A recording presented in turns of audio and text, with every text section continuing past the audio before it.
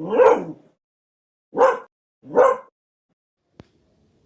नमस्ते, म तपाईँलाई आजको यस हेल्थ एपिसोडबाट तपाईँलाई बताउँदैछु कि आफ्नो घर परिवार स्वास्थ्य राम्रो हुनको लागि आजको म नेचुरल तरिकाबाट बताउँदैछु कि हाम्रो यस भिडियोलाई फुल हेर्नुहोस् होला र तपाईँहरू यसरी बिमारी हुन्छ सधैँ अब तपाईँको घर परिवारमा तपाईँको हाई ब्लड प्रेसर हुनुहुन्छ, तपाईँको घर परिवार कसैको हामी डायबिटिज सुगर रोग हुनुहुन्छ, तपाईँको हार्ट एट्याकबाट हुन्छ, धेरै मान्छेहरूलाई अनि क्यान्सर हुनुहुन्छ भने आजको यस हेल्थ एपिसोड नछुटाइकन हेर्नुहोस् होला र आजको यस हेल्थ एपिसोडबाट म तपाईँलाई यस्तो नेचुरल तरिकाले फ्रीमै आफ्नै गाउँघर अब जङ्गलतिर खेतबारीतिर पाउँछ त्यसको बारेमा तपाईँलाई देखाउँदैछु कि नत्र हाम्रो यस अब बिमारीबाट धेरै लाखौँ खर्च हुन्छ र बिमार भयो भने अब क्यान्सरहरू भयो भने हाम्रो यस आफ्नै लाइफस्टाइल चेन्ज गऱ्यो भने अब सफल यस्तो फलफुलले धेरै धेरै थरीको रोगलाई ठिक गर्छ।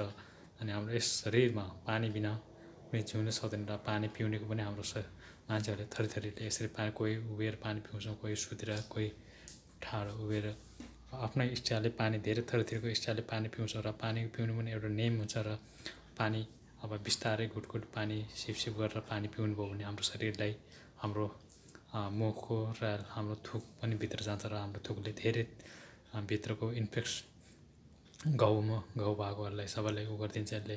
त्यही कारणले हाम्रो यस पानी खानेको पनि पानी पिउनेको पनि एउटा नेम हुन्छ र नेम पालना गर्नुभयो भने कुनै पनि रोग अब कुरो हुँदैन। थरीको यस्तो कोही ठाडो गएर पिउने, कोही सुतेर, कोही बोतलमा, कोही गिलासमा, कोही यसरी अब चिसो पानी कोको कोलाहरू पिउनुहुन्छ र यसरी पिउनु कारणले हामी धेरै मान्छे आजकलको मान्छेहरू धेरै बिमारीबाट अब गुजिरहन्छौँ र आफ्नै यस लाइफस्टाइलमा चेन्ज गर्नु के गर्नुपर्नेछ भनेर म आज तपाईँलाई देखाउँदैछु कि आफ्नै गाउँघरमा आफ्नो बाहिर हावा घामतिर हिँड्ने अनि बिस्तारै पानी आफ्नो पानी खाने तरिका पनि एउटा नियम हुन्छ। गुट बिस्तारै पानी सिप गरेर पानी पिउनुपर्छ, घाममा हिँड्नुपर्छ।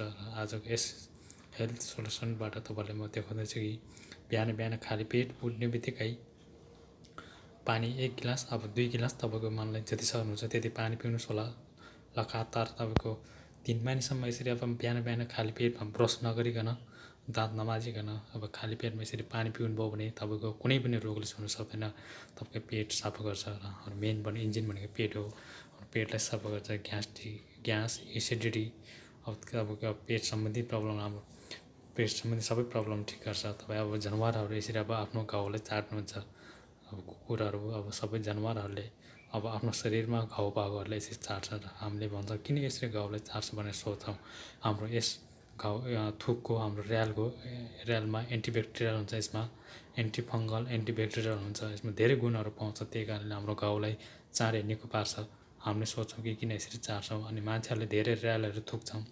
हाम्रो धेरै मान्छेलाई थुक्यो भने धेरै थुक्ने मान्छेहरू हुनुहुन्छ र आफ्नो र्याललाई फाल्नु हुँदैन। धेरै मान्छेहरू बिहान खाली पेटमा यसरी ब्रस गरेर आफ्नो थुकलाई फालिदिन्छ। हाम्रो थुक फाल्नु कारणले धेरै बिमारीबाट गुजिरहन्छौँ। हाम्रो थुकमा एन्टिफङ्गल एन्टिब्याक्टेरिया हुन्छ र हाम्रो भित्रमा भएको घाउहरूलाई ठिक गरिदिन्छ। हाम्रो धेरै फाइदा गर्छ हाम्रो यो थुकले।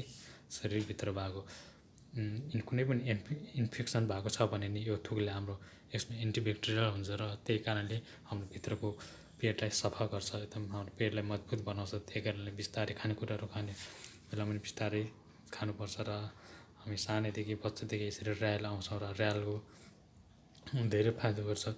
तपाईँको अब फेसतिर अब डन्डीफोर आइरन हुनु छ भने नि तपाईँको बिहान अब बेलुका सुत्ने बेलामा तपाईँको डन्डीफोर फेसमा यसरी आफ्नै थुक र्याल लगाउनुहोस् होला। तपाईँको 100% 3 महिनाभित्र तपाईँको यो डन्डीफोर गरिदिन्छ, हटाइदिन्छ यसले। तपाईँको आँखाको छेउ साइडतिर अब तपाईँको कालो दागहरू छ भने नि आफ्नै थुक यसरी बेलुका सुत्ने बेलामा र बिहान खाली पेटमा यसरी आफ्नो थुकलाई पनि लगाउनुहोस् होला अनि तपाईँको मात्र 3 महिनाभित्रमा ठिक गर्छ।